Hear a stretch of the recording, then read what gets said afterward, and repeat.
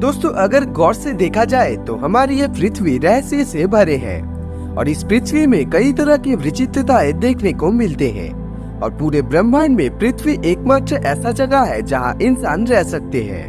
पर इस बात को ही गलत साबित करने के लिए दुनिया की कुछ प्रमुख स्पेस एजेंसी के साइंटिस्ट बहुत से ग्रह की जांच कर चुके हैं, जिनमें सबसे प्रभावित मंगल ग्रह साबित हुए हैं।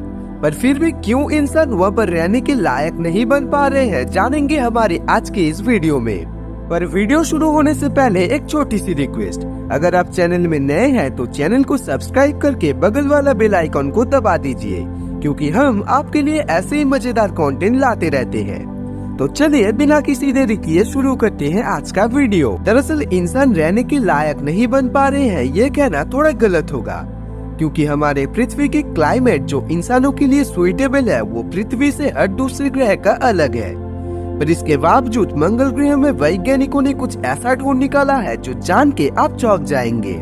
इलोन मस्क की कंपनी स्पेसएक्स चाहती है कि 2050 के अंदर मंगल ग्रह को इंसान के रहने लायक बनाए।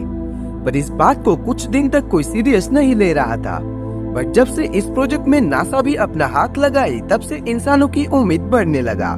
देखा जाए तो स्पेसएक्स बहुत दिन पहले से ही अपने रॉकेट सिस्टम को लेकर रिसर्च चला रहा था और वे अपने फर्स्ट रॉकेट को 2010 में सक्सेसफुली लॉन्च किए थे। इन दिनों वो अपने फैल्कन 9 नाम का एक रॉकेट को बना रहा है, जो एक बहुत ही हाईली फीचर्ड रॉकेट है। इस रॉकेट को स्पेशली मार्स मिशन के लिए बनाया जा रहा है। आपको बता दे, इस रॉकेट में टेस्ला के बैटरी यूज होगा, यानी यहाँ पर फ्यूल कंजम्पशन कम करने की ही कोशिश चल रहा है, क्योंकि मंगल हमारे पृथ्वी से 6 करोड़ 20 लाख किलोमीटर दूर है और वहाँ पर जाने के लिए एक रॉकेट को 6 महीना लगता है। इलोन मस्क के मुताबिक मार्स तक वो इंसान को पहुँचा सकता है, पर वहाँ पर रहना थोड़ा कठिन होगा। पर सबसे पहले हमें ये जानना चाहिए कि क्यों इंसान इतना सुंदर पृथ्वी को छोड़ के मंगल में रहने की सोच रहे हैं। इसमें आपको बता दे, कुछ दशक पहले से हमारे अर्थ की हेल्थ के ऊपर जितना भी रिसर्च चले हैं वो सब रिजल्ट नेगेटिव थे। इसमें वैज्ञानिकों का कहना है, जब से पृथ्वी में फॉसिल फ्यूल का इस्तेमाल बढ़े हैं तब से धरती की टेम्परेचर बढ़ते आ रहे हैं और एक समय ऐसा आएगा जब पृथ्वी के टेम्परेचर बहुत ज्यादा हो जाएगा और तब पृथ्वी में कोई भी जीवों के लिए रह पाना इम्पॉसिबल सा हो जाएगा। और बात सिर्फ फॉसिल फ्यूल की ही नहीं, हमारे द्वारा किए गए पॉल्यूशन भी इसमें जिम्मेदार है। इसलिए सब साइंटिस्ट कंफर्म कहा है कि एक दिन ये पृथ्वी इंसानों के लिए हार्मफुल साबित होगा और इस रीजन की वजह से ही इंसान दूसरे पृथ्वी ढूंढने की कोशिश कर रहे हैं। इलोन मस्क के मुताबिक 2026 में उनका एक टीम मार्स में जाएगा। एक छोटी सी टीम मार्स में जाने के बाद वहाँ पर 2 साल रहने के लिए उन्हें जो भी चीज जरूरत होगी वो सभी अवेलेबल किया जाएगा। पर इसके अलावा उनके लिए वहाँ पर एक प्रोटेक्टिव शेल्टर बनाना बहुत जरूरत होगी, क्योंकि मंगल में होने वाला भयानक आंधी से ये शेल्टर इंसान को बचाएगा। ये शेल्टर मंगल की मिट्टी से ही बनाया जाएगा। पर क्वेश्चन है, अगर पहले से कोई इंसान वहाँ पर मौजूद नहीं है तो कौन इस शेल्टर को बनाएगा? इसमें आपको बता दे, नासा के द्वारा भेजा गए एआई रोबोट इस शेल्टर को बनाएगा। एआई पावर्ड ये रोबोट अकेला या 7 हिस्सों में डिवाइडेड होकर भी काम कर सकते हैं। इन सब रोबोट के अंदर कैमरा, सेंसर और मिट्टी खोदने के लिए एक्सकेवेटर भी रहेगा।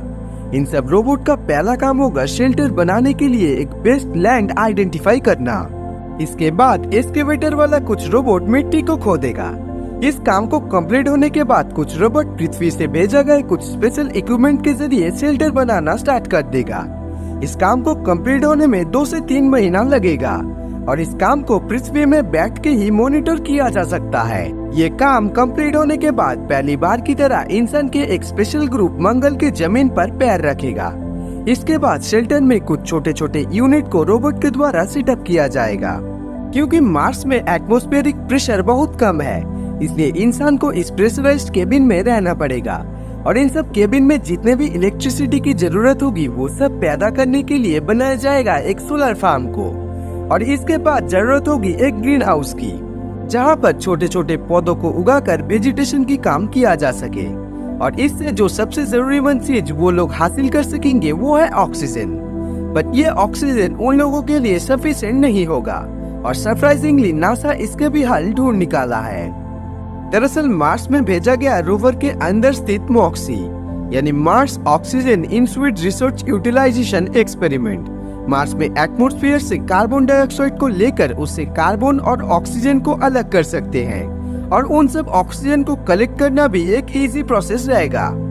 मतलब उस टीम के लिए ऑक्सीजन पाना भी आसान हो जाएगा।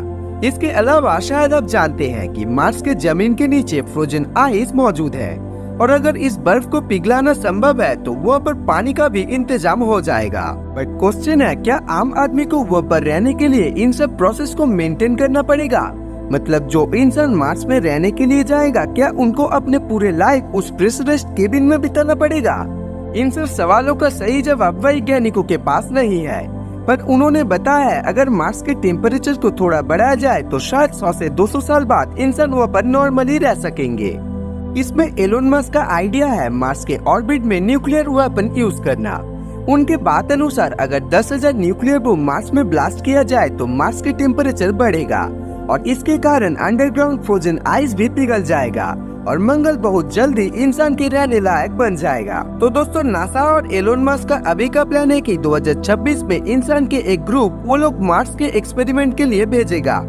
उनके प्लान अनुसार 2050 तक 1 लाख इंसान मार्स में ऐसे ही प्रेशराइज्ड केबिन में रहेगा।